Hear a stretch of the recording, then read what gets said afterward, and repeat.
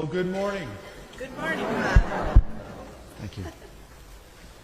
So there's a story about a couple from Minnesota, and they were experiencing a very cold and dreary winter, and so they decided, well, why don't we come down to Florida to experience some good weather?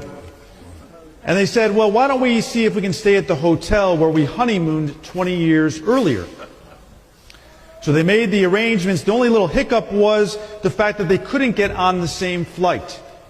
And so they agreed that the husband was going to travel down to Florida on Thursday, and then on the next day, on Friday, the wife would follow. And so the husband arrives safely. He goes to the hotel, he checks in, and he decides to send his wife an email letting her know that he arrived safely.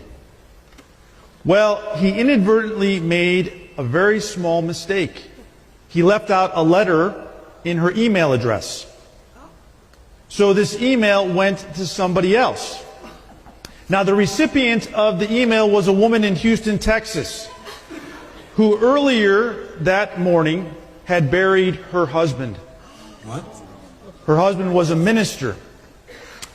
And in the evening, she said, well, let me check my email because I'm expecting that some friends and family who were not able to attend the funeral might be sending me some words of condolence and encouragement. Well, needless to say, when she opened up the first email, she fainted. And her son ran into the room to discover she was okay. But he looked at the computer screen, and this is the email that he found. To my loving wife, I've arrived. I know you're surprised to hear from me. They have computers here now, and you are allowed to send emails to your loved ones.